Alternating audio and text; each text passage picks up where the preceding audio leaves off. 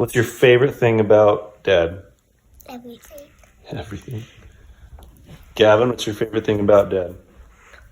You push us to the best of our limits. Ella, Dad. what do I do for work? EOS. What do I do for work? EOS. What does that mean? I don't know. What do I do for work? EOS. What does that mean? I don't know. Oh. Yeah? Help companies? Yeah. Do what? Oh, build a company, I believe. Okay. To help other people that don't have a place to work at, help them form a community. Oh, that's good. Help employees. Uh-huh. Okay. What do you wish Dad would do more of?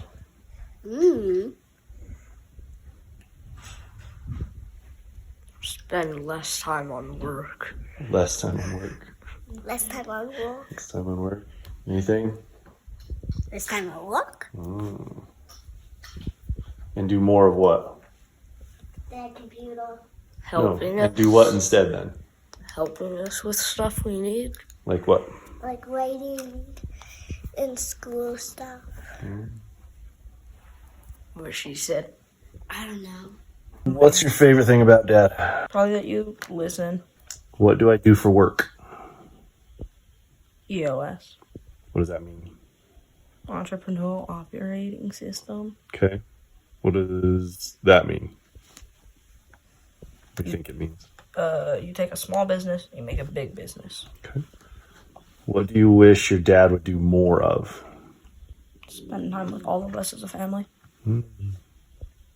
How do you see that happening?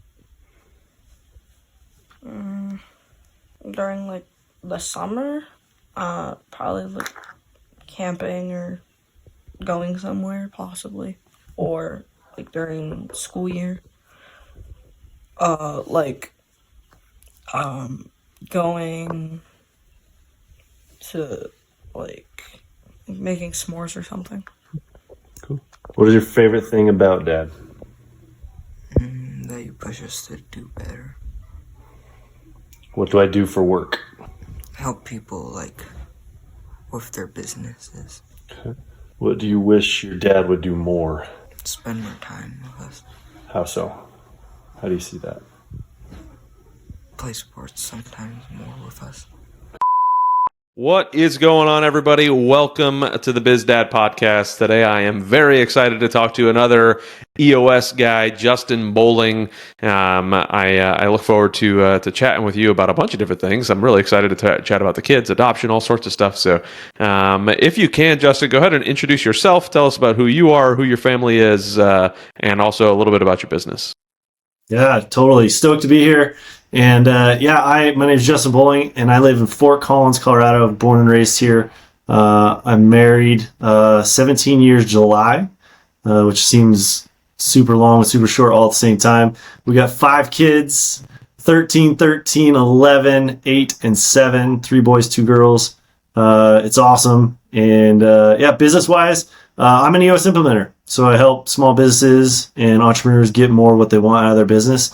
And the passion side of that for me is there's a freedom in business that you can have, and you don't have to sacrifice your life. And so I'm sure we'll probably get there at some point too.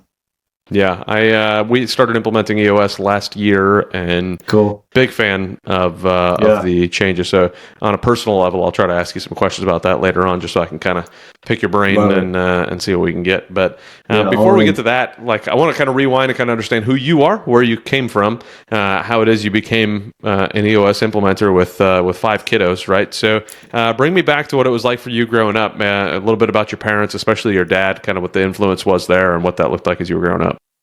Yeah, so my dad was in Vietnam. He grew up in rural Nebraska, went to Vietnam to kind of escape farm life, as he puts it. And so then he came back. He had a construction company when I was a kid. And so what childhood looked like was strict but not structured. And so we had a sandbox to play in, like to do stuff, but we never had a curfew. We never had stuff like that. He, being a farm kid, never really had time to go and do things that he wanted to do as a kid. So that was always a big thing for us. It was soccer was kind of my thing, and sports in general. And so it was, yeah, if you want to do it, we'll figure it out. We'll go do it. And so he knew nothing about soccer. I remember this was before like Google and all that kind of stuff. He would buy like these little like note card boxes, right, with like soccer tactics and drills and all this kind of stuff, right? And so he would learn whatever my sister or I wanted to do, and would try and be as involved as possible. And just a very stoic individual, not emotional. He loved by doing, not by showing. And I would say at this point, he's almost 80.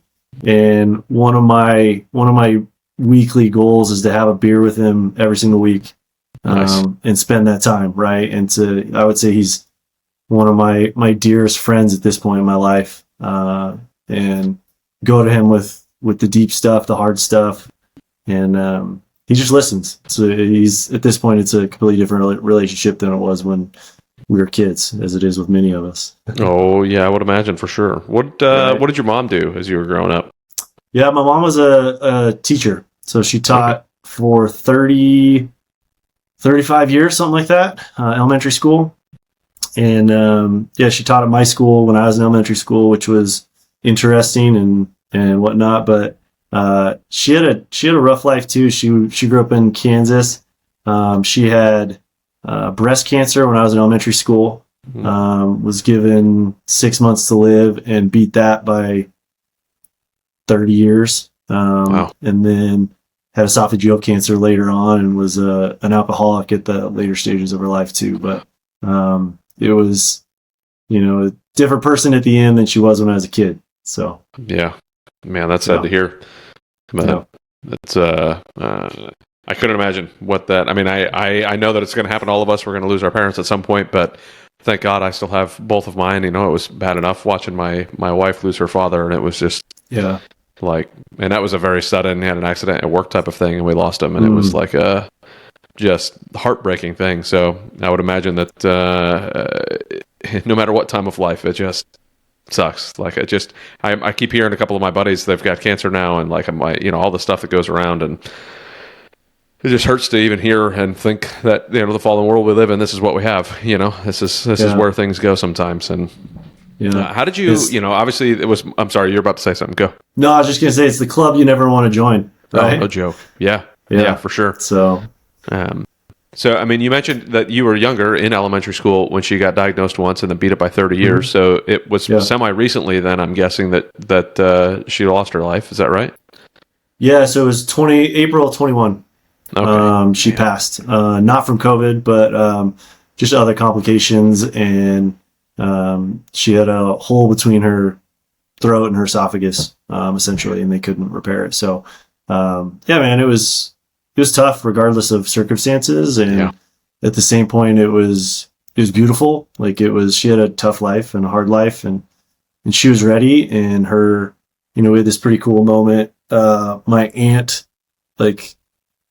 was she pushed from the aspect of no regrets. Like that's kind of always been something she and I talked about. And so I went in early one morning when she was in the hospital, and she was on respirator, all that kind of stuff. And so we had this moment where she actually opened her eyes and squeezed my hand, and she was ready. And so you see something like that, and it just gives you a peace, which is beautiful but still sad all at the same time, right? And then you walk through and you make all these decisions that you never think you'll have to make, and conversations you never think you'll have to have, and now you're in this club, and you have a different understanding of when somebody else loses a parent, right? So for sure. Man, as a father, and you're sitting there, because I mean, this was just 3 years ago. You're a dad, right? You've got at that time, all of your kids, right? So you're so that I don't think you mentioned it when you're introduced, but you said you had two adopted. Were they already in your family at that point as well? Yes. Yeah. So our oldest adopted is about to be 13. So he was 3 when he came back. So they would each been here 7 to 10 years, something like that. Okay.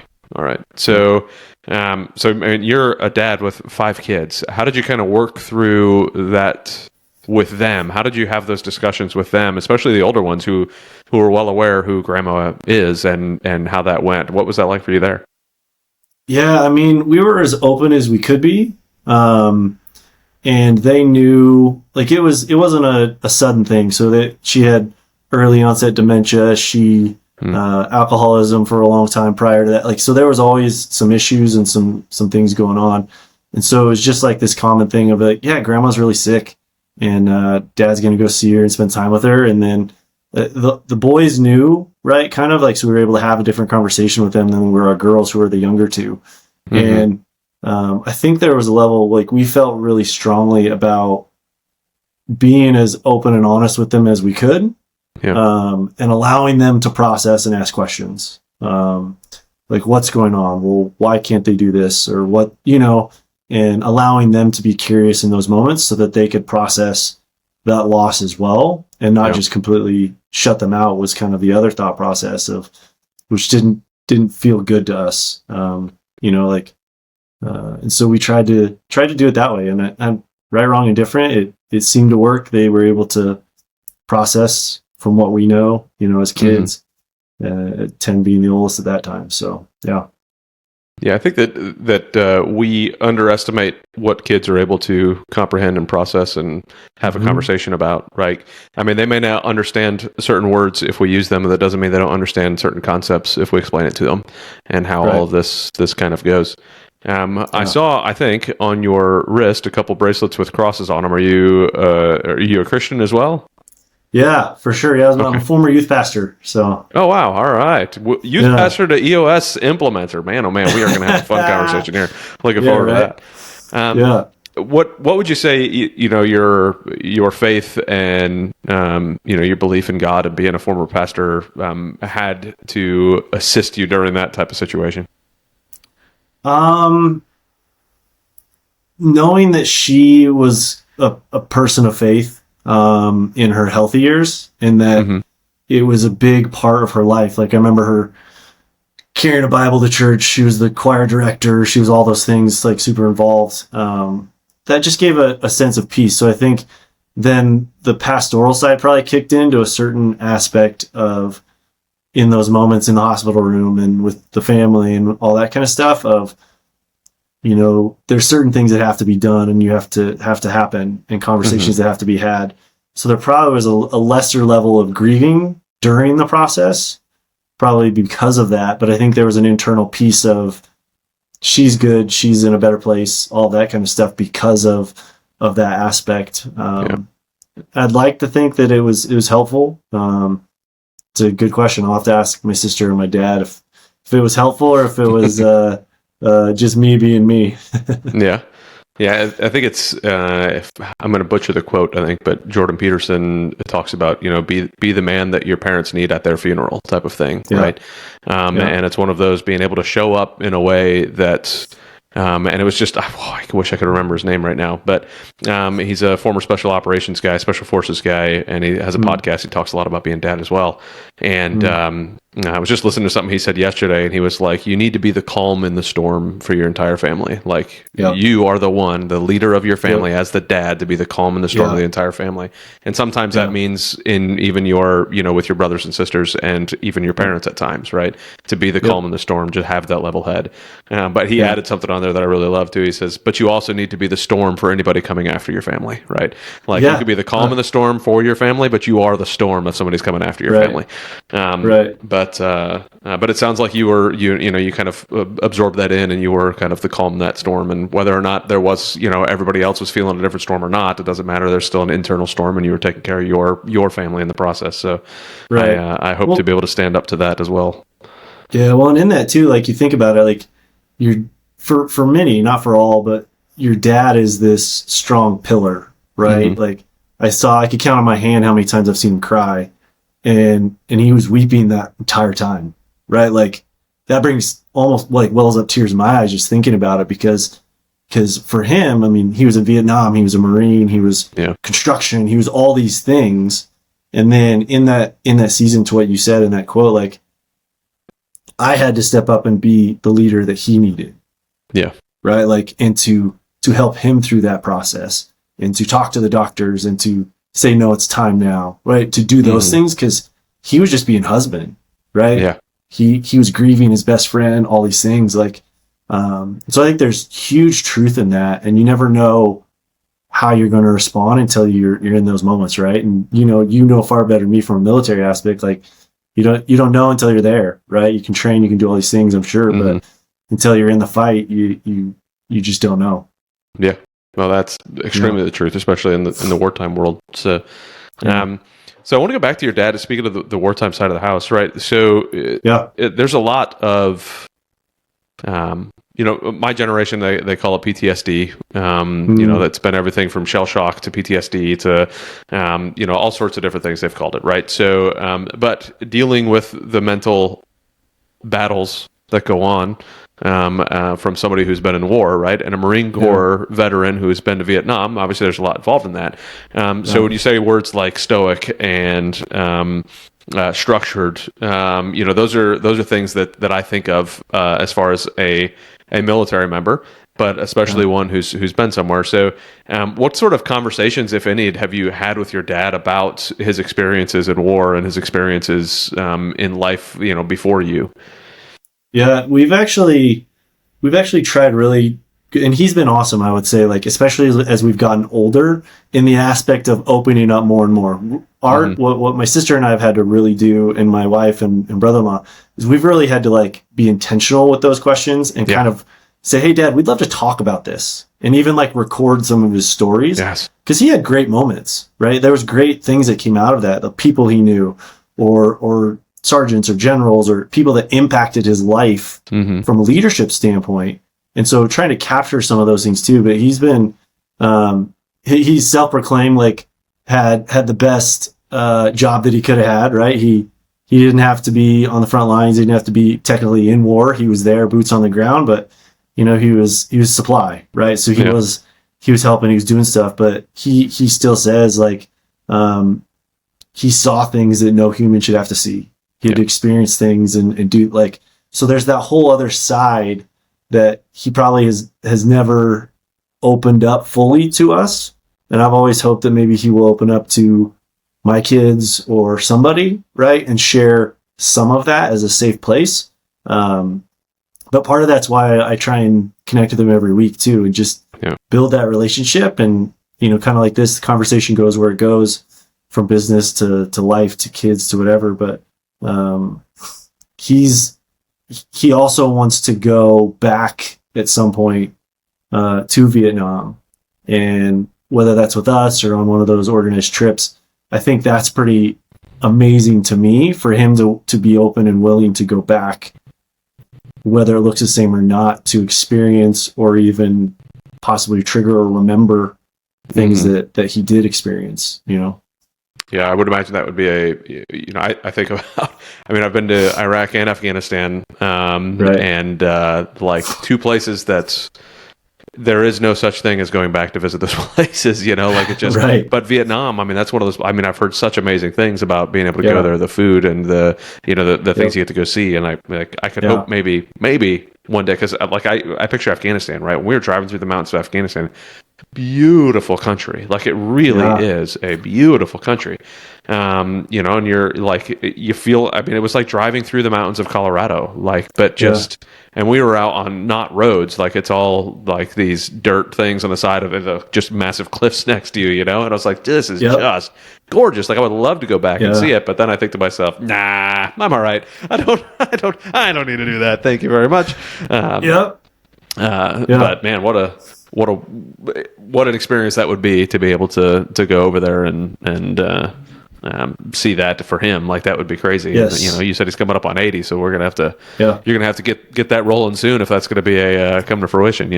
Yes. Yeah, and it's one of those things we talk about a lot, honestly, my sister and I, and just, is it something he wants, or is it something he just said a couple times, right? Like, if that's something he truly wants, like, we'll do whatever we need to do to make it happen.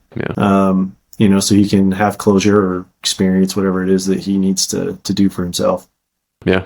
That's awesome. So what, you continue growing up, right? What did you do what kind of person were you through high school, and what did it look like after you graduated high school? Yeah, so I was a middle school girl asked me this yesterday when I picked up my kids from youth group. So we did a carpool, and she goes, "Well, what were you like in middle school?" And I was like, "Whoa!" I was an insecure, scrawny soccer player with big dreams of playing in the World Cup and doing stuff like that. And my life motto in middle school was "Life sucks, then you die," and it was just this dark, heavy metal music and that kind of stuff. And it wasn't until, I remember my mom going to a guidance counselor in middle school and telling him that she was worried about me. And that was probably a moment where it was like, oh, someone does care about me, and sees me and deeply loves me. But then into high school was way better. I don't know if I've met anyone that really enjoyed junior high or middle school. For multiple reasons, but high school was way better. It's when I came to know the Lord, when my faith really started to blossom and become my own. And I think that gave me just a sense of belonging to a community and to a people group. And I could wear a label, or I could be a part of clique, whatever you want to call it. That was part of that journey. And that gave me the ability to just feel a sense of peace internally. And soccer became secondary. Music started to pop into my life. Other things started to show up. And, through that, you have all those, just the journey of adolescence is so uncomfortable and creepy and weird and all these things. But that really gave me a peace and a sense of direction in my life, to where I became a youth pastor partly because of a lot of those experiences. Yeah. Well, in 2024, what we say is adolescence is creepy and weird, so that must mean that you're the opposite gender. So what you figured out is that's not the case. It's just that everybody thinks it's creepy and weird to be an adolescent kid. Yeah. You get all the hormones and the things and the trying to fit in, and you just don't know anything, and you think you do, and it's just there's no conversation you can have with your parents that's going to clear this up. It's just a dreadful thing you have to go through in life. It is what it is. Yes. Yeah. Kind of like having pimples all over your face. It's just part of what's going to happen. Right. Or glasses or braces or whatever it is, right? Yeah. We had braces and pimples, and I was a scrawny kid. I didn't hit 5 feet tall or 100 pounds until the summer before 10th grade. That's when I finally broke 5 feet tall and 100 pounds. And I was like, you got to be kidding me. This is ridiculous. And now my son, he's already coming up on 5 feet tall at 9. And he's, 75 pounds. I'm like, dude, I wasn't 75 pounds for, he's just a ball of muscle. But it's like, what in the world? I remember being in 8th grade wrestling, and I weighed 72 pounds. I've still got, the little picture of me in 8th grade wrestling, 72-pound me just standing there ready to go. It's like, what in the world? But, you're right, though. I don't know anybody who sits there and goes, oh, yeah, junior high were the best years of my life. That's just not a thing people talk about. Nobody. And I was a late bloomer anyway, so it was even worse. It was like, I just don't want to get harassed about not having leg hair yet, and now I'm you can see by my face, a furry man, and it's like, geez, I could have gone the rest of my life with no leg hair. Thank you very much, but here we sit. Yep. So what'd you do after you graduated high school? Where'd you head? I was accepted at the University of Oregon, so that's where I was going to go. And I wanted absolutely nothing to do with college. So I had a buddy that was moving to Wichita, Kansas, and he goes, hey, I'm moving there. His now wife, girlfriend was there. Hey, do you want to move to Wichita, Kansas? I was like, yes, let's go. And so moved to Wichita, Kansas. My parents thought that was crazy, but they let me do it. I mean, it was 18. What are you going to do? And it was awesome. I worked part-time at a shoe store, or full-time at a shoe store as assistant manager, and then was a full-time youth pastor, junior high youth pastor of all things too. Loving our kids that were in that awkward, creepy, uncomfortable window, right? And kind of came full circle to a certain extent with that. And so I was there 3-4 years, and then I really had a passion for music.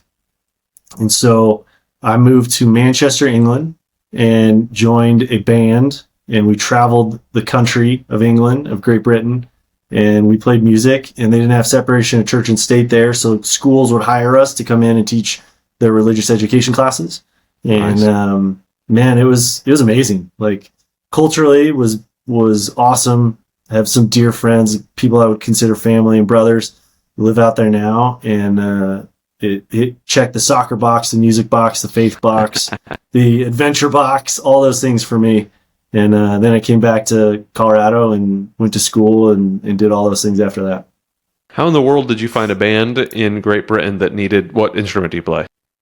So for them, I played bass so I could travel. But I played a little guitar for them. Yeah. All right. So how in the world did you just find a band in England that needed a bass player? How did that happen? Google is an amazing tool. Yeah. Yeah. Yeah. I Googled internships, music, and this group called the Pace Project. They're still active.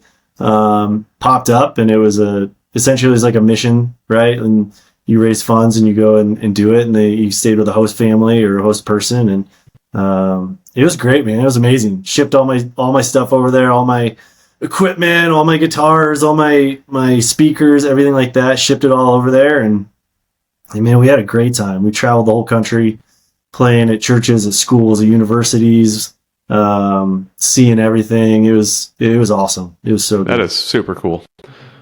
Yeah. So I don't think I've ever mentioned it, because of course I've never had anybody that I had this in common with. For a short time, I was also a youth leader, not like a youth pastor, but a youth leader underneath our youth pastor. And it was just one of those things that I loved a lot. And there for a while, I had thought about going back to actually be a pastor.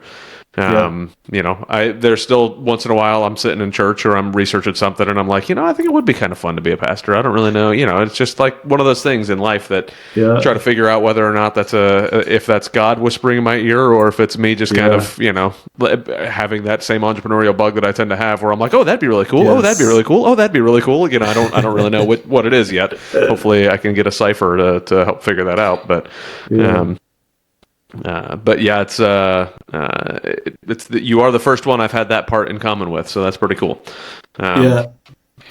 No, I still I chaperone like the fall camp trip, right? So my kids are in middle school now, so they do that through their youth group, and I'm always kind of like I get excited for it, and then about like halfway through, it's like a 2-night kind of thing. Halfway through, I'm like, okay, cool, I'm good. Like that scratched my itch. This is good. Thank you much. Yeah, I'm good. I'm fine. So I'm good for that at this point in my life, anyways. So you said you came back and then went to school after your musician period over there. So what did you go to school for? So I went to Colorado State and I went for speech comm and I had a minor in religious studies. And I didn't know what I wanted to do. I just knew school was the next thing that would help me figure it out, the next part of my journey. And so I did that, and I went to a community college first and then transferred into CSU. And then when I transferred in my last year and a half, 2 years of school is when I met my wife and got married. Nice. And so that was about 5 years after high school. And so my last 2 years of college, I was considered an adult learner and I was married. So I remember going to orientation, man, and it was like me and however many like 18, 19-year-olds. Yeah. And then I had a different colored lanyard, and all of a sudden I was like off in this other room with like 20 people that are 50, and me, I was like in my 20s, and I'm like, what is going on? Am I not, so I had a different college experience than most, but did that. And when I was done and I graduated, it was time to get a real job. I was doing some young adult ministry stuff here locally and was unpaid and was working part-time at a warehouse thing and got hired on with a publishing company locally and just kind of started my career in marketing when Facebook was getting, off the ground and helped companies really jump into that. And so it's kind of timely in that aspect too. Nice. Yeah. I went to college after I left the military, so I was in the same boat. Like I was 20 something years old, married, where I was just about to get married, or I'd just gotten married, somewhere in there. So I got married while I was in college. So I was in college, got married in college, and I was like, I hated every moment of it. Right? I'm like this angry war veteran who hated everybody other than my wife, and I'm sitting here listening to all these kids who had an opinion about the entire world and everything about it, and I'm like, you have never left the county you were born in. Like, I don't understand how you have so many opinions, and it baffled my mind. And I got finished with school as fast as humanly possible. I took like Same. double the classes I could. Yep. I did some online, some in person, just to mow it down Yep. and get it over with. I was like, I just can't Yep. handle this. I couldn't tolerate it. But, Yep. Yep. So when did you graduate college then? December of 2009. Okay, right around the same time I did. Okay. Yeah. So graduating in December of 2009, you were already married at that point. Yeah, you were already married Yep. at that point. So you must have got married in 2007. Correct. All right. Awesome. So now walk me through, you started doing marketing and doing all that type of stuff, but now you are an EOS implementer. How do we get to where you are now? How long have you been doing this? Yeah, so I started doing this in August of last year. So Okay. The fast version of that was, I was at publishing company. We built e-commerce businesses, sold curriculums. We did a ton of like that kind of stuff, which was awesome. And then from there became worked in nonprofit for about a year, and that was okay. Didn't tick all my boxes. Kind of led in an interim capacity as there's some sabbaticals, and didn't love that. And then I went to a roofing company, worked with like Universals and Disney's on massive projects, and that didn't really tick all my boxes. And so about 5-6 years ago, I got hired on locally here in Northern Colorado with the company, and I was employee number 11, and like was at a really low point. And so what I was wanting at that point was a space to just be dad and to kind of heal. There was a lot of mental stuff that had come, probably lowest points of my life prior to that, in terms of only time I had ever thought about self-harm, only time I had ever had a panic attack and understood what that feeling even was. And so going through things like that, I was just looking for a space to show up and work and go home. I didn't want any of the extra responsibilities, any of the extra stuff. And I'm in this interview from a buddy I knew at church that knew this guy, and I was super honest with this guy and his dad, and I was like, hey, here's where I'm at. Here's what I want to do. I'll work my butt off. But my things are my faith and my family and my health, and then my job. And they were like, great, those are our core values.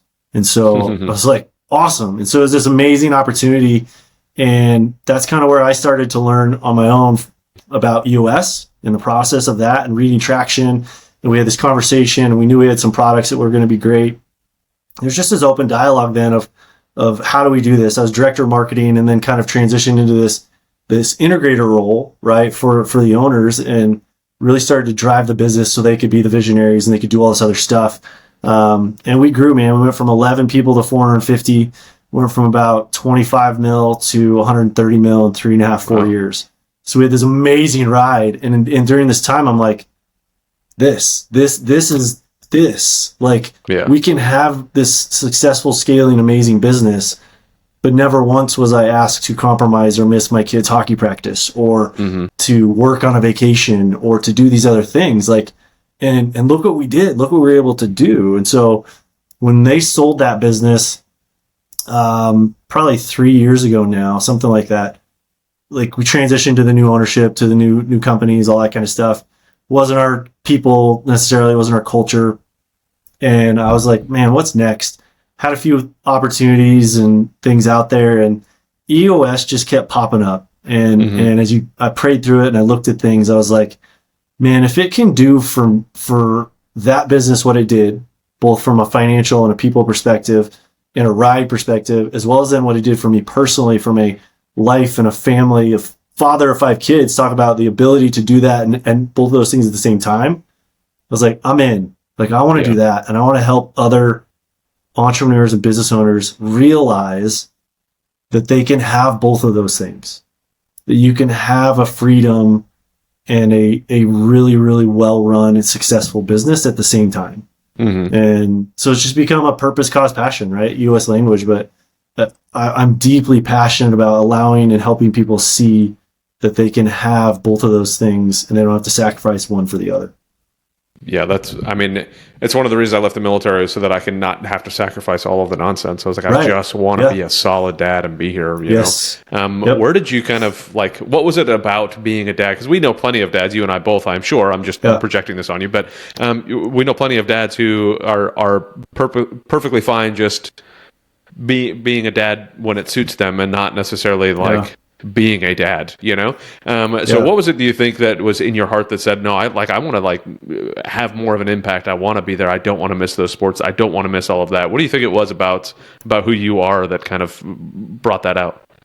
Yeah, I think it was partly like conversations with my dad, like just through that successful journey, right? Through that part of it, and just not about any of that, but just like he was present, like he was there, he had a business. So we had some of those kind of conversations. And then there was a moment we had sold the company, and my wife and I sat, it was like January of 22 maybe. And our oldest was about to be 11 or 12, something like that. And we sat there, and it was like 10 years he could be married and graduated college. Like those are very viable possible things in the next 10 years. And we were sat in silence for like 5 minutes. Like just the weight of that thought process of, whoa, all of these things that we dreamt about when we got married, before we had kids, the parents we were going to be, the things we were going to do with our kids, we had this realization of it was now. Like that time was now to do those things. And so that's where, you know, doing EOS and building our own life and all these other side things that we want to do became really, really real. And it was a feeling of, you know, we have to make the changes and do the life and build the life that we want, and stop chasing whatever it says this world or people or a business says that we have to do. So we made a ton of drastic changes after that conversation. What? Let's rewind to kind of when you got married, right? So, what sort of conversations, if any, did you two have about what you thought about the future, what you thought about kids, what you thought about all of those, what are to some people extremely important conversations that get pushed down the road until it's time to make the decision? Like, did you have any of those conversations, or was it like a game time decision for some of that stuff? I would say both and. Like, I remember when we were dating, I tell people this all the time, is like, I knew she was the one right away, for one. And then secondarily, I remember her saying like, yeah, I want to have 6 kids, and then I want to adopt one from every continent. And I was just like, oh man, she's so amazing. She's so cute. Like, and then, you know, we kind of journey through stuff. We get married, and it's like, oh no, she like really she meant that. Like, she wants a whole lot of kids. Like, whoa. Like, you know, so I think we talked about those kind of things. But I would say it wasn't even until recently that we even started to talk about, okay, well, what do we want? Really, what do we want? Right? How do we want to, like, you think about 5 kids. Okay, like, do we want to have a house that can have them all come to Colorado at some point with their families? Or do we want the finances to go and visit them? Or do we want both? Or, like, what does that look like? And so starting to wrestle through those things as they've gotten older, and you start to realize, man, 10 years, they could have their own family. We could be grandparents. It changes a lot of those things. I would say we're not good at that, though. We're starting to have some of those conversations from a longer term planning perspective, but most of it was seat of our pants, and she was super cute. So, so you can go along with just about anything when they're, you know, at that point, right? So, right. You know, there's a guy, Patrick Bet-David. He's a business guy and has a podcast and everything. I love listening to a lot of stuff he talks about. But he said that when he met his wife, so he had admittedly made a bunch of mistakes, and like, you know, but when he knew it was time to, like, I need to straighten myself out and like find myself a wife, like he sat down on the first date and went over like these, you know, whatever it was, 100 questions that you have to know before you get in a relationship type of thing, and was like, hey, like, if I'm looking for a wife. So if you don't meet what I'm looking for, then there's no point in us going on a second date. Like, let's just get this out of the way now on the first date. And that's what I try to explain to people, to me, in my opinion, right? And it's I think it's beyond an opinion, but the purpose of dating is to find your forever partner, your spouse, right? So, which is one reason, like in high school, it never made sense to me to date. Like, it just, like, of course I was attracted to girls, but it never made sense to me to date. Like, this doesn't make any sense. I know I'm going into the military. I know I'm out doing stuff. But my purpose is to go find a wife. So to ask the hard questions, get them out of the way early. Like if you both don't just assume that once you get married, the other person's going to change their mind about whether or not they want to have kids, right? Have the conversation. Do you want kids or do you not want kids, right? And in your case, believe what they tell you, she really wants that many kids. Yeah. So. Yeah. Well, and we had those conversations too, right? Like I remember telling her early, like when I kind of was like, because I had the same kind of mindset as you, like had dated a few people, things like that, but it was like, I just always knew that it was superfluous from the aspect of there was one somewhere, right? When that time was right. And probably going to college later and doing all those things, like you have this other outlook, right? Yeah. But I remember having this early conversation when we started to date and just said, and I remember looking at her in the face and saying, I don't do drama or play games. If you want to do those things, we're done. Like, and I'll be all in if you're all in, and we'll see where this goes. And she was all in, and that was it. And so, but I remember that conversation for sure, because I was like, I'm not doing this just to hang out with somebody. Yeah. Right? I'm not doing this for that. I'm doing this to see if there's truly something here or not. And if you want to do that too, great. Yeah, that's awesome. So, and is your wife a Christian as well? She is. Yep. Oh. Yep. So she's amazing. I sent her a message this morning. She's out on a hike with some girlfriends up the mountains, and I just sent her a note this morning when I was taking a walk with the dog of just how amazing she is, that I don't tell her that enough, and how much I love her and miss her, right? Like she has been gone like maybe 24 hours at this point, and I'm like, last night I was like, oh, like kind of by myself, right? Like so, yeah. Yep, completely understand that. Yeah, roll over to an empty bed. Yep, totally get that. My wife and I did that plenty of times. Like there were times where we did that, rolled over to an empty bed when we weren't even in our own beds. Like we'd be in different countries, right? And our home is in a third country, and we're like, I don't know what's going on, But it's now it's one of those. My wife retires from the military next year. She's still got another year left, and even as you were talking, like there's a really good chance that she'll make the next rank. But that would mean that, 4 more years of the military, at least 2 more moves. It's a big commitment, And thankfully this won't come out for a couple months, but so I'll have a lot of time to have these conversations with my wife before this gets published. But it's one of those that, I've been telling her, and I still will support her regardless of which direction she wants to go, because I understand where she's at. But man, just listening to you talk and hear you say the things of like, man, in 10 years, in 10 years, my oldest is going to be in college, right? If that's the route, if he chooses college, right? But he'll be in college and potentially not in the house anymore. Well, if we're talking, 4 or 5 more years of military, well, that's half of that time is now gone, right? Where you're only going to have 4, maybe 5 years left of him hanging out in the house. Like that's tough, and that's, it's just, it's painful to think about, but the military has their tendency to do that. They put those little hooks in you at just the right time in your career, to decide whether or not you're going to be getting in or getting out. And it's, they know what they're doing, right? They set this up 100%. Right. They know what the heck they're doing. Yeah. But I remember having a conversation after we had sold the company, and this C-level exec from this massive company came to congratulate. We went out and had dinner, and I was just asking about his life and, just getting to know him.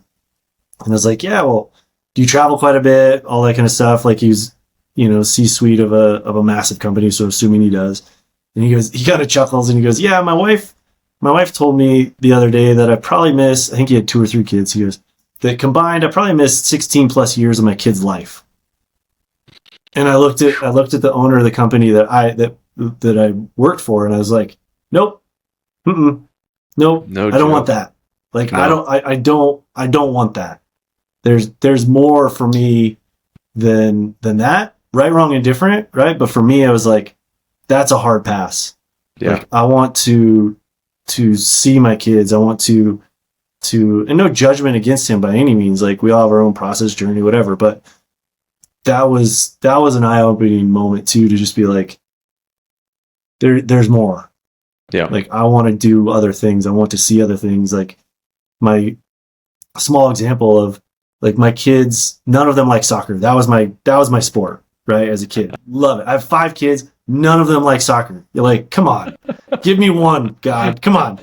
Like, but the World Cup's coming back, right, in 26. And so my boys were like, are we going? And I was like, would you guys want to go? They're like, yeah. I'm like, okay, well, then we're going, right? Yeah. Like, I'd rather do that than be on an airplane going to see somebody or sit in a boardroom or whatever, you know? So it's no brainer to me. Yeah, for sure. I'm the same way. I'd rather drag them around everywhere I go. Like, it cracks me up when I hear people be like, "Oh, I'm going to wait until they get older to travel." And I'm like, "You're out of your mind. Go travel now." Yeah. Like, your kids, Yep. like, even if, Yep. and this goes back to that special forces guy I was talking about. What he talked about, he's like, somebody's like, "Oh, do you really think they're going to remember what they did at 3 years old when they're 18?" And he's like, "No, they're probably not going to remember what you did at 3 years old when they're 18. But guess what? They're going to remember it when they're 5. They're going to remember what you did when they were 3. And then when they're 10, they're going to remember what you did at 5. And then when they're 15, they're going to remember what you did at 10. And then when they're 18, you're like, it's pure muscle memory. They know who their dad is, and they know what their dad has. So will they specifically remember that one exact scene? Maybe, maybe not. But they're going to know exactly who you are because you've always been there and you're pushing through. And it was like, man, I love that. Like, it's just an awesome thing to hear. So, So, who's going to remember the meeting that you went to, or what kid's going to remember the event you weren't at, right? Like, you're picking that over that. Like, the kid's going to remember. The kid's in your life forever. You're expendable over here. Yeah, You know? absolutely. So, And it's, I mean, no matter what, you know, and I used to try to tell it to the military folks too. Like, you're gonna impact your kids, whether it's from the other side of the world or whether it's from inside their house. Yes. So you choose which one you want to do, right? Like, I mean, you know, the military has the thing where, you know, and I was one of the guys who did it, thankfully, before I had kids, where it was always raise your hand. Yep, I'll go. Let's go. Send me. You know, and you know, again, thankfully, it was before I had kids. You know, if I couldn't imagine had I been married when the wars were really up and running a lot, then I was, you know, gone all the time. Because man, oh man, like, that was a thing I really wanted to do a lot. Like, I was a bomb dog handler. I was out there doing a big job. Like, I mean, I was making it, like, what I felt at the time. We won't necessarily get into my thoughts now, but what I felt like at the time, I was making a big difference in what was going on and all this stuff. And it was hard to not want to volunteer for all of these things, you know? But now to do that as a dad, you know, like, the business side of it is, okay, I'll just do that one more trip, or I'll get on that one more call for this to try to close on this thing, or to do this. That. Like, that's just the other version of it on where we're at. Which is why I like talking to guys like you, so I can kind of pull some information and say, okay, what is it that you're doing that allows you to be able to have that freedom? And before I go to the EOS side, because I definitely know that you had already talked about this large business you're growing from, you know, it was like I think you said 24 million to 140 million, something along those lines. With still having, like, you know, faith and family and not missing those hockey games. What kind of structure was inside of that business to allow that to happen? Because a lot of times that growth happens from drive. So how did you guys balance the drive and the freedom to be able to still be a present father? Yeah, it went back to the core values, right? The core values of the business and how those were actually pushed into the business, right? Which is an EOS thing, right? Yeah. And taking those things and saying, like fast pace was one of our core values, in the aspect of, we'd go into an interview and I could tell you really quickly. I'd always told the HR people, like, give me 2 minutes, I'll tell you if they're even worth conversation, right? Hey, we're a fast paced business, and everybody always goes, oh yeah, cool, that's awesome. No, and I'd lean forward. No, Adam, we're extremely fast paced. Most people can't keep up with us. They either burn out in 3 months, and then you look up to them and they're either stark white, or they have the biggest smile on their face and they're like, let's go. Right. So we wanted those people, to your point, from the driven standpoint, we wanted people that were going to come in and they were going to hit the ground running and they were going to go a million miles an hour, because that's how we ran the business. But that allowed us at the same time, it was work hard, play hard, it was all these things. But that was the culture then that we created to then say, like, I remember the owner coming in and he knew that my son had a hockey tryout, right? And he goes, what are you doing here? Right? And it was like, go. I'm like, well, it's just and he goes, no, like, go. Like, and that kind of a culture, right? Where you're driving. We knew if you were getting your stuff done, you were getting it done. You'd know really quickly if somebody was not. Right? And more often than not, they would leave and they would not be a part of the company. We wouldn't even have to let them go. Right? So we created, to your point, we created that culture that allowed us to run 1,000,000 miles an hour, where people would work till 11 o'clock at night. Not every night, but like if somebody was, everybody was, right? To get the project done, to hit the timeline, to do whatever. But then when you have vacation, you're done. You're out. You're not working on vacation. Nobody's calling you on vacation. And you had to draw those lines. I think we were then able to create this family almost environment where people wanted to work there because there was such a unique balance of work life, whatever you want to call it, that was attributed to the culture. That's awesome. Is that something, I'm assuming the answer to this already, but is that something you kind of drag into your life as an implementer, as somebody who's kind of chatting with folks? Obviously, you're going to have different companies having different core values, right? But do you at all kind of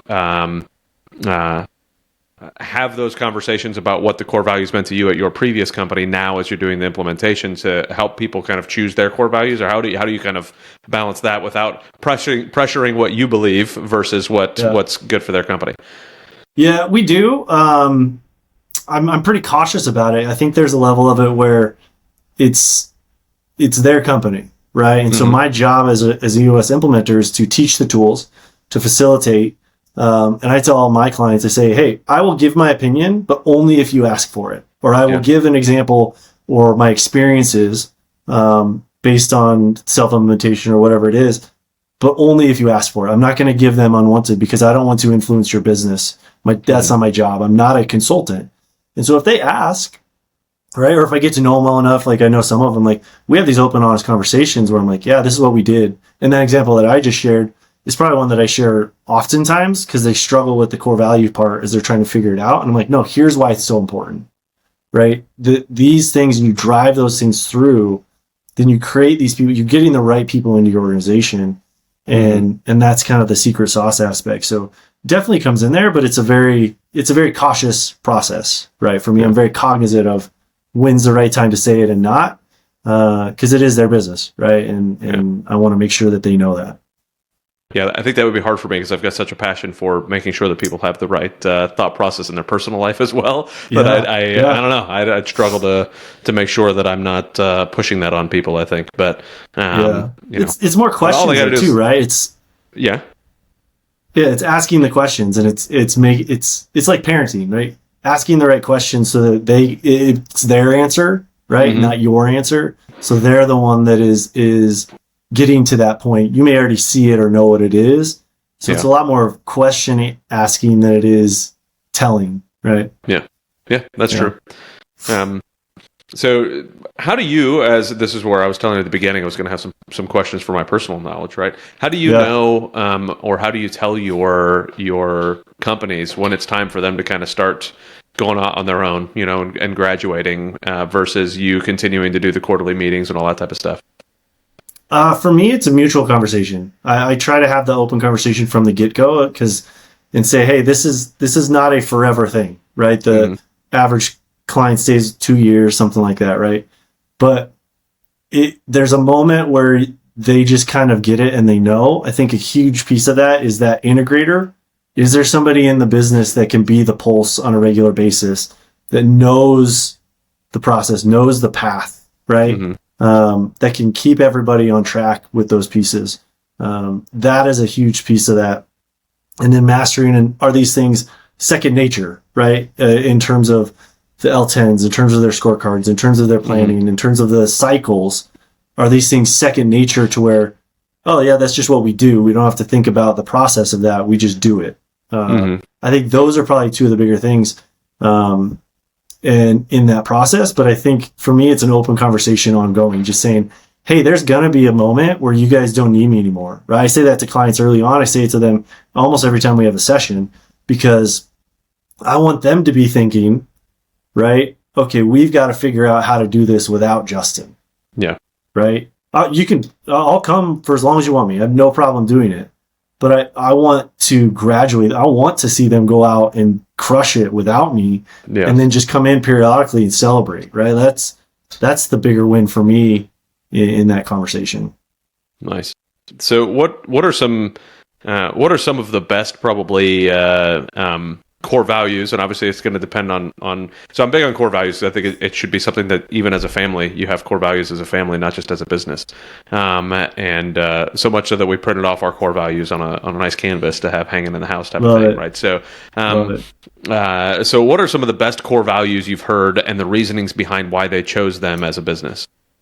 Yeah, I would say the most fascinating one, and I would say from a core focus standpoint too, like, so it's a painting roofing company, and their whole thing is pour into people, right? So think about this. It kind of makes sense, right? They pour the paint and do that.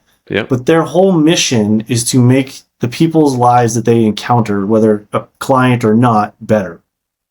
Everything they do is about that. And so for me, it's like this amazing meld of faith and business and entrepreneurship and just caring for human beings. And they're a painting roofing company, and they're walking in and they're painting people's houses for free, or they're truly trying to impact these people's lives. And painting and roofing is just a mechanism to love and support human beings, right? And so I was talking to somebody this morning, and he goes, yeah, we used to have core values like honesty and integrity, and cool, you and 98% of every business in the world, right? And so now they're like, they have more detailed ones, like, and his 3 were really, really good. One of them was all in, and he goes, all in is, if we're in partnership with you, Adam, you get 100% of us. Whatever you need from us, you will get. Whether that is an invoice on time, whether that is us at your house, like whatever those things are. And I'm like, there you go. Like, and I was so proud of him. I was like, most entrepreneurs can't get to that point, or even families, right? You want to talk about that. To get to something that is deep and truly meaningful that you can then carry, right? For me this morning, it was one of those moments as you asked that question. It's like, man, all in. Like, they're giving all ounces of their entire company to whomever it is they're in partnership with. That's what it means to them. It's not just integrity, right? Yeah. It's bigger than that. And that's the difference, right? But I have to think about it from another aspect. I don't know if I could quote all the core values for the clients either at this point. Of course.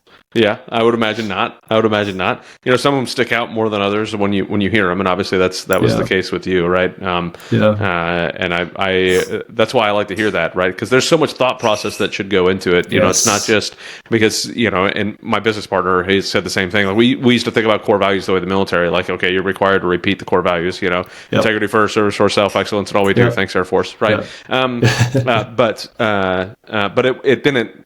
They tried to make it feel that way, but, you know, they didn't live by it, so it was hard for us to live by it, you know. So it was one of those, okay, whatever. It was just like an extra thing that we were required to memorize that was on somebody's T-shirt at some point, you know.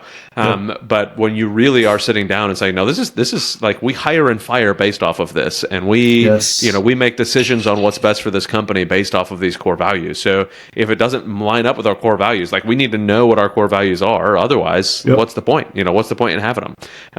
So it's you know, we have those one word ones currently, but we have like a whole sentence behind them afterwards. Like, exactly. My dog just threw stuff off my desk. They got caught in some wires and just started throwing things. What in the world was that? Oh, didn't pull the computer, so it's all good.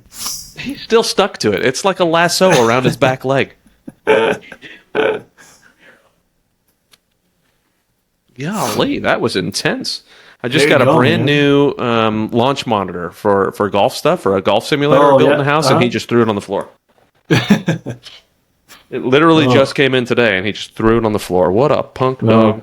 Man, he doesn't want to play golf, man. Man, yeah, he's like, well, you're going to be paying less attention to me if you do that. Right. But yeah, so, you know, we're doing everything we can. You know, we actually, here, let's see if I can grab it.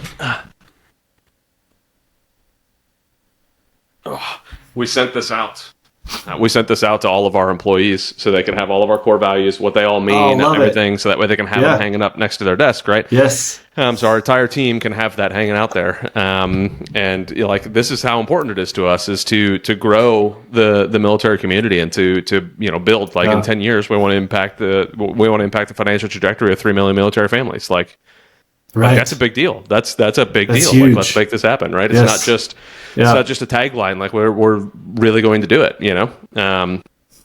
So then when I look at it from a family perspective, well, before I say that out loud, do you look at that at all as like from the family side of the house as well? Because that's like, again, that's one of the things that I look at is yeah, I'll shut up. Go. Yeah, no, we're starting to, is what I would say. So part of this is like,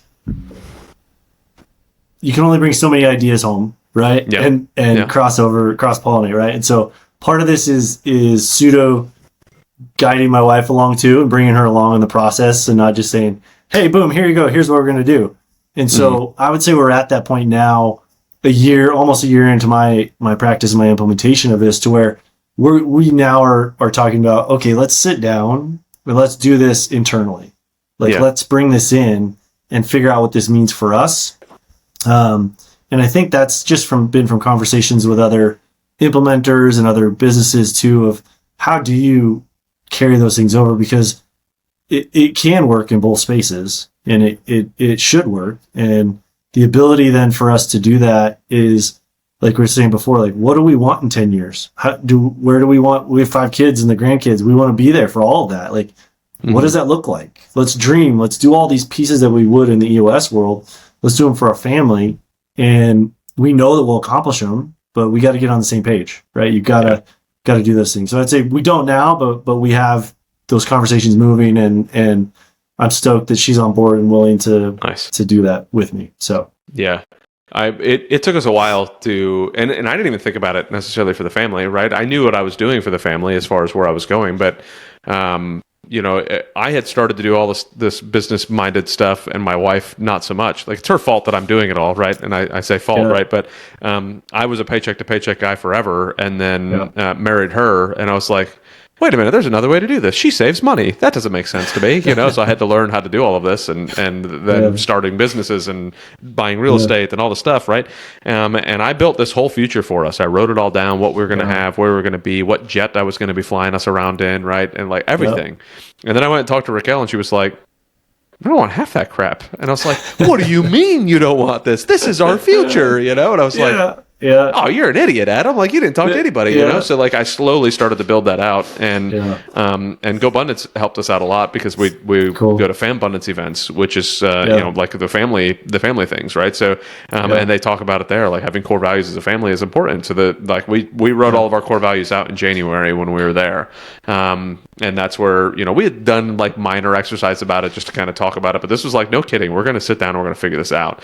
And like, so now again, like I told you, I've got the Canvas printout, what the core values are as a family, and so good. I'm saying all that without saying like it's still not to the point where like we can point to it and be like, hey, does that meet that core value, right? We're still kind of integrating it into the family in that sense, because it is a process, to your point. Like I always try to encourage folks to do it, but it is a process. Go through the process. Don't, like enjoy the process, like have those conversations. Where is it going? So that way it actually sticks long-term, and it's not just, a $45 thing that you printed and put up on the wall to never look at again, or that gets thrown into a box somewhere, Right. Well, I think it's important too to bring the kids along at some level, depending on age, right? And say, hey, this is your family. This isn't just mom and dad's family.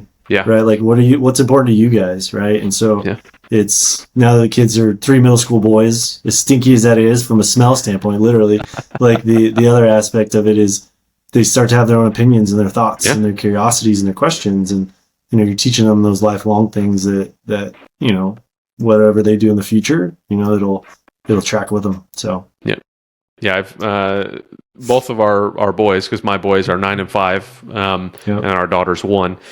Sadly, she didn't participate much in the development of our core values. I don't know why. She just chose not to.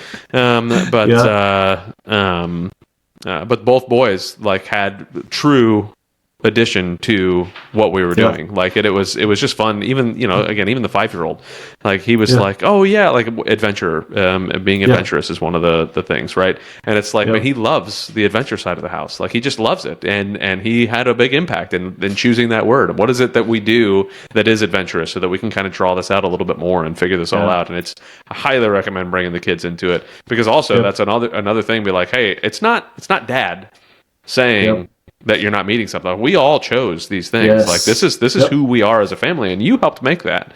You know, like this is you're breaking your own word as well, you know, type of thing. Not to throw it in their face, but like, no, this is ownership. This is who we are. This is who the Lavars are. So what, as your kids are getting older, what is kind of your thought on integrating them into business? Like, you know, you're now talking to a bunch of different businesses and how all of that's going. So what is your kind of thought in integrating them into what you're doing and showing them what you do? Yeah, we talk about it all the time. Like, so my wife has multiple side businesses. We have rental properties. We have stuff like that. She has a yard sign business, and we're very open with them about all those things. And so one of the things that we do is, so she does like yard signs. So it's like, think 3-foot letters in your front yard that say happy birthday or happy anniversary or whatever, right? Around Easter, she'll do egg drops, right? Mm-hmm. And so you can pay X number of dollars for so many eggs, and we'll go and put them in your front yard so you don't have to plant them. Well, she's brought them into that conversation and said, okay, here you go. Get your spreadsheet. And like, we're showing them how to do it in that too, to the extent of, we'll go buy the candy. Here's the things, but you got to do the math and understand profit and loss and your COGS. And you start to talk about those things. And our second oldest, Kai, last summer started a car washing business because he wanted a PS5. And so I was like, well, I'm not buying you one. Like, if you want it, figure it out. And so he saw everybody mowing lawns, and he was like, he came out on his own. He goes, I'm going to go wash cars. Okay. He made a flyer, and he started going door to door, pulling a little wagon, right, at 11, and made enough money to buy a PS5 by the end of the summer. Nice. Right? And was stoked. Like, so just having those conversations and saying, yeah, go for it. Let's try it. Let's get it done. And we're far more like that than they are at this point. But I think just having those conversations and encouraging them when they want to, so they can see the fruits of that and what they could do. Because there's far more opportunity than we even had, right? Like, you talk about parents, like they had less technology, less whatever. Yeah. Like, you take YouTube, man, you can do so many different things in life that, you know, they don't have to go to college, right? They could start a business tomorrow and be just fine. I think that I'd almost prefer to hire somebody who hasn't been to college at this point. Like, just you're right. Indoctrination camp, as it is affectionately known. So have you kind of noticed at all? I mean, you already mentioned Kai kind of went off and figured something out himself, but like any certain I don't know, quirks or skills that any of your kids have that kind of lean towards? And I'm asking this selfishly to kind of figure out how to work with my kids as they're growing up, and which ones seem to be more entrepreneurial and which ones don't. Like, or are they kind of all a blank slate at the moment? No, I would definitely say so. Like, my oldest, Hazen, is very factual. He's very book smart. He wants to know and knows that he's intelligent. We always joke, like, he'd be a great doctor. He would have to really work on his bedside manner. Right? Like, you know, and then you look at Kai's kind of the opposite. Kai's very, very emotionally intelligent. Like, can read a room like that. And which is incredible at his age. He understands that he has influence with people and conversations and things like that. And then Gavin, our middle kid, is very much like completely fearless. Probably because he has 2 older brothers, right? Is a big piece of that, right? But he's a smaller kid in hockey, and he is never afraid to go up to the big kid. Never. Like, it doesn't, he can't hit yet, and it kills him. All he wants to do is lay people out, right? And he's 11. You know, and then the girls, like Ella, is so just joyful, right? I look at her and I'm like, her positive mindset in any situation is like what I strive to do. Like, she rarely gets angry, which is a whole nother conversation, but like, her ability to just be, oh yeah, that's fine. Like, is just incredible. And then Charlie, our youngest, is just, we call her a Spitfire. She takes no crap from anybody, not even her brothers. She is headstrong. She is smart, and she knows it. And just the different personalities is fascinating and fun to watch. And so yeah, to see the different attributes, as you said, as they grow and they change. And now it's like, okay, how do we let them figure it out when we see it? Like, you can't just tell them. They've got to figure it out and journey through middle school and give it all those things. And then what can we lob their way that hopefully they'll see as a big softball and just knock it out of the park. Yeah. And encourage them and let them try stuff. And that's the fun and hard part. I have parenting, I guess, at this point, but I've never had 13-year-old before, so I figured it out. Yeah, it's something that I used to always tell my oldest, and it's been a long time since I've told him, is like, man, I've never been a dad to a 9-year-old, so I'm figuring out how to do this. I don't really know. Yes. I'm doing what I can. I know you've never been a 9-year-old either, so we get to figure this out together. You know, like who knows? Who knows where it's going to go? Yeah. You know, I don't know what it's going to turn out to be. You know, and I just try to expose them to as much as possible, show them what's actually out there in the world, what's at their fingertips and what isn't. You know, and obviously in a safe environment, I don't show them the entire world because the world is an ugly place. But I do show them that the world can be a beautiful place depending on what you're doing with it. So. You know, it's also why I started homeschooling them, is because I just love the idea of all the travel and bringing them places. And you know, the last podcast, I don't know if it'll be the last one as these are recorded, but the last one I just recorded, I was chatting with Todd, and he.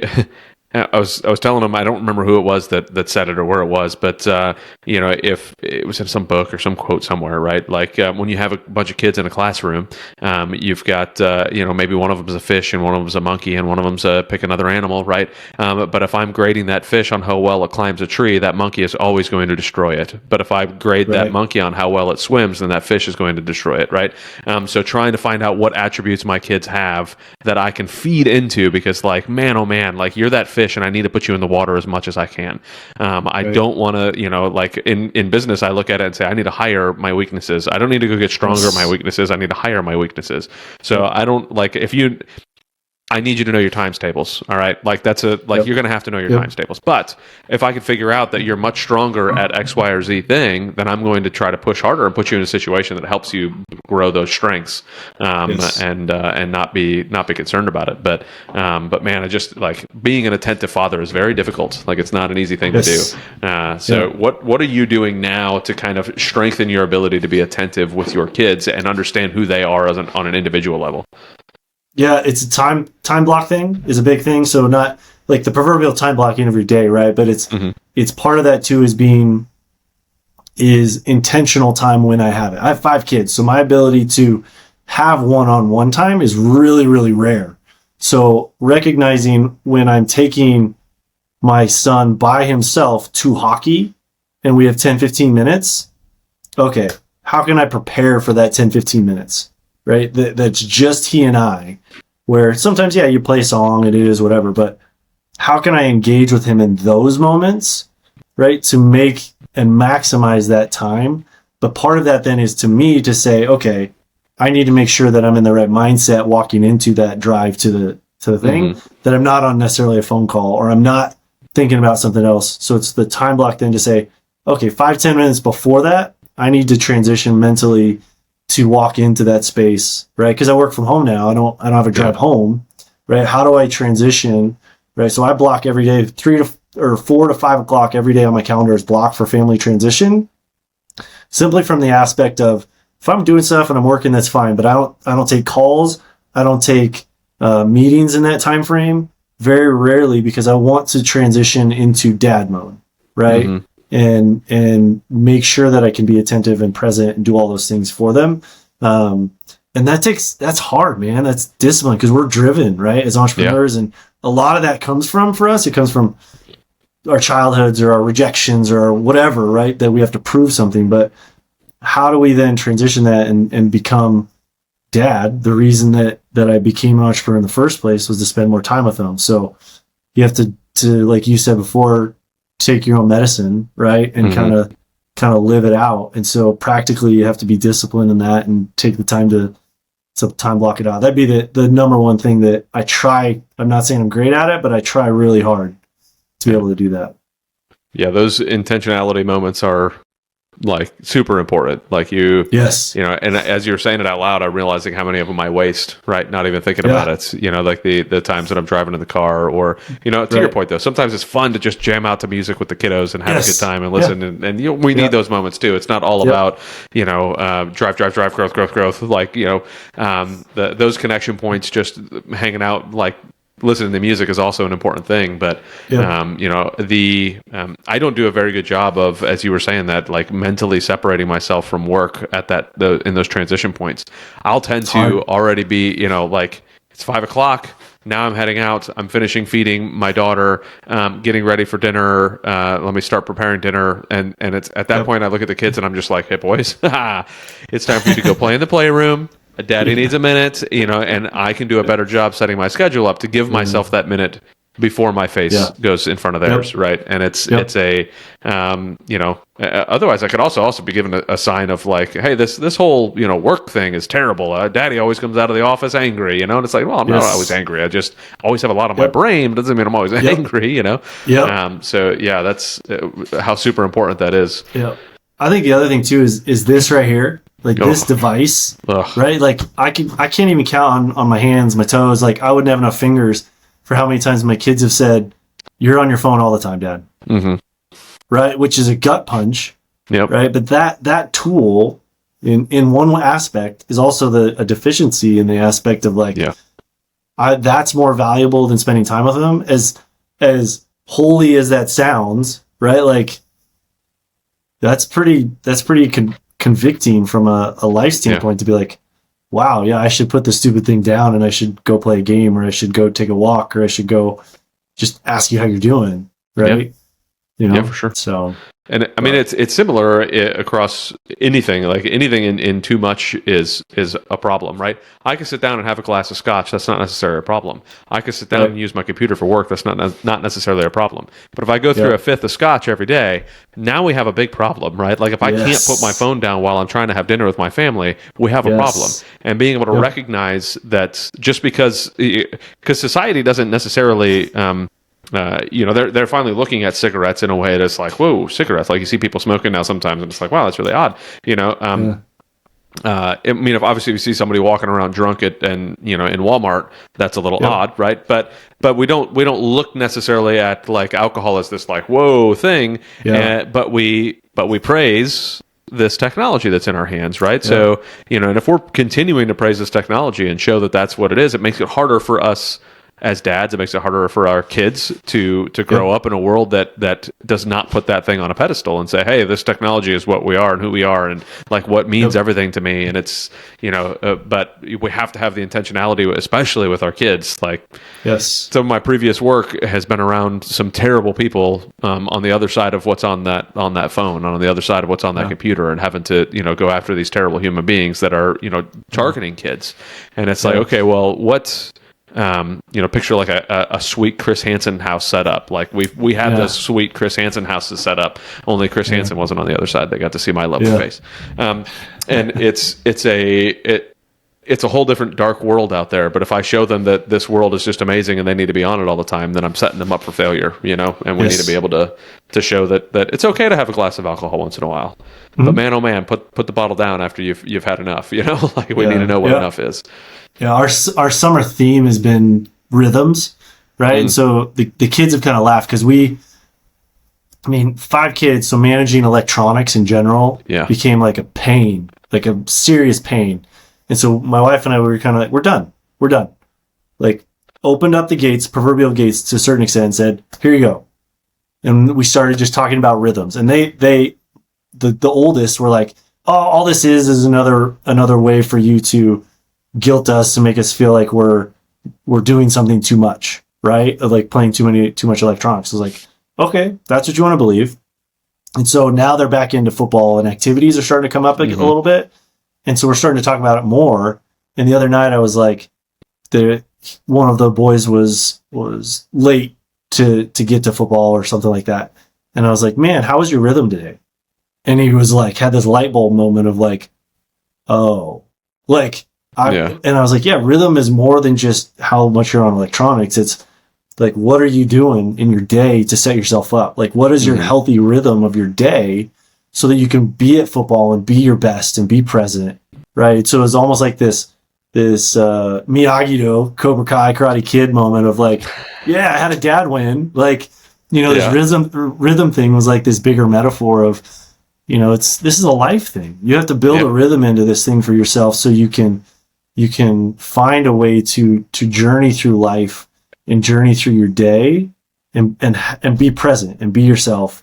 And part of that is, limiting your electronics, but it's working out and it's doing these other things. And did you eat any protein today? Right? Or did you just eat potato chips? And so helping them understand those things, because the other aspect of that is like, I'd rather them fail now in a lot of these aspects than they go to college by themselves and they're failing in more drastic ways would be my fear. You know what I mean? Yeah, of course. Yeah.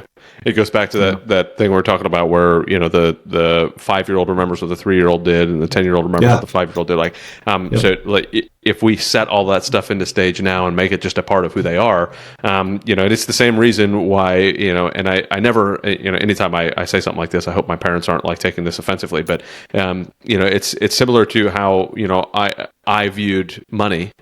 Because the stage was set for me on how I viewed money by watching what they did with money, right? Yep. So if we can set the stage for them, sneakily, and know what kind of stage we're actually trying to set, like we can start that very early. It doesn't mean they're not going to rebel later on. They're, of course, like you said, you got a couple teenagers now.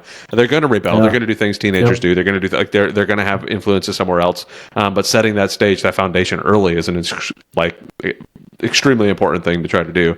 100%. And again, I'm saying that as a complete hypocrite because I know that there's things I'm screwing up and I'm not doing well in setting that stage. But I'm doing what I can in the moments to try to remember and where it's at. And I want to jump on that too for somebody who might be listening and like in no way are I think either of us saying that we've got this figured out or that that if you're not doing something that we're saying that you're a failure. Like not at all. Like this is a journey for all of us. That's why I started this podcast, is so that I can learn and take good ideas from folks. Like, and this is how we we need to be able to learn and grow so that we could teach our kids to learn and grow. And I wish that I would have known at I'd say about 14 was about the time, maybe 15 was about the time where I got a social life, and I thought learning wasn't fun or cool anymore.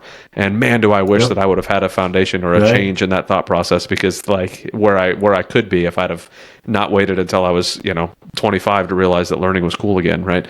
But yeah, how do I teach that to my kids? I don't know, but all I can do is hope they see me learning as much as I can, and it helps them do the same thing. Yeah. Well, that's all we can do, right? And I apologize to my kids. Oh, probably every day, right? For something, it's, we always joke, we'll single-handedly with 5 kids, we'll keep counselors employed for a long time. Hey, you got to do what you got to do, right? I mean, if the counselor's needed, the counselor's needed. It is what it is. But all right. Well, as we're getting closer to kind of wrapping up, what other things have you maybe that you wanted to hit that we haven't, or did anything spark up in our conversations that you were like, I really wanted to talk about this or ask about that?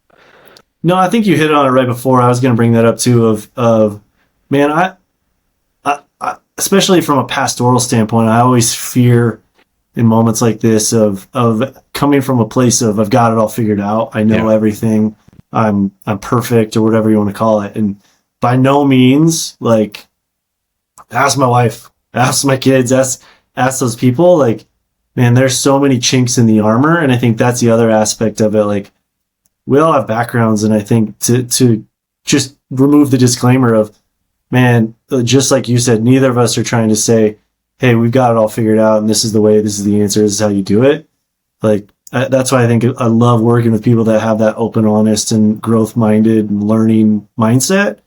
Because they come in with that, like, okay, there's always somebody else smarter in the room that I can get something from, and their acknowledgement of our own weaknesses in that.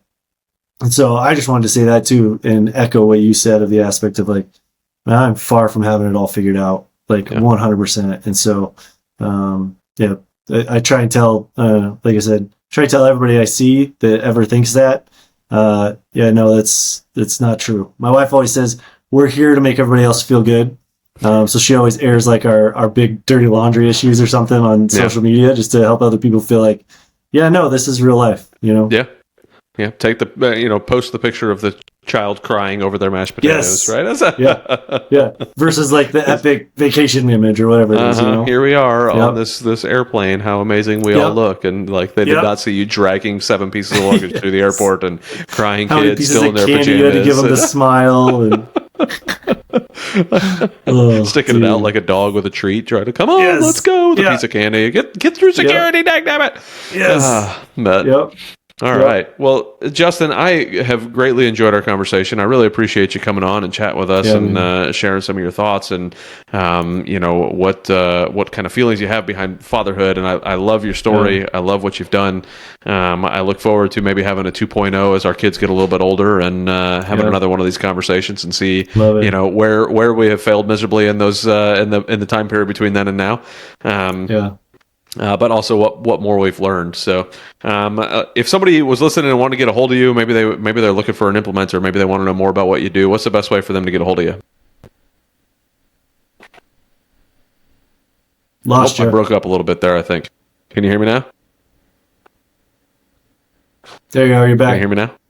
Yep. Now you're good. All right. So what I was saying is, for anybody who's listening, maybe wants to get a hold of you for one thing or another, maybe they want you to be their implementer. What's the best way for them to contact you? Call me. I put my cell phone out there. As crazy as that sounds, 970-556-2348. Call me, text me. You can find me on LinkedIn, Justin Boling, and I'm easy to get a hold of. So I put my information out there. Would love to help however I can, business-wise, people-wise, family-wise. It's a passion, so it's easy. Awesome. 970-556-2348. I always joke too. Don't tell my wife I give it out, but she kind of knows at this point. Yeah, especially if you're a female calling. Don't do that. No. We don't need that. No. Above reproach. All right. So again, Justin, I greatly appreciate you jumping on. We'll have your contact info in the show notes. Thank you everybody for listening and hanging out on another BizDad podcast. If you could subscribe, do all of that fun stuff that I'm supposed to tell you to do. Yes, like those things there, all of that stuff down there. And we will see everybody on the next show.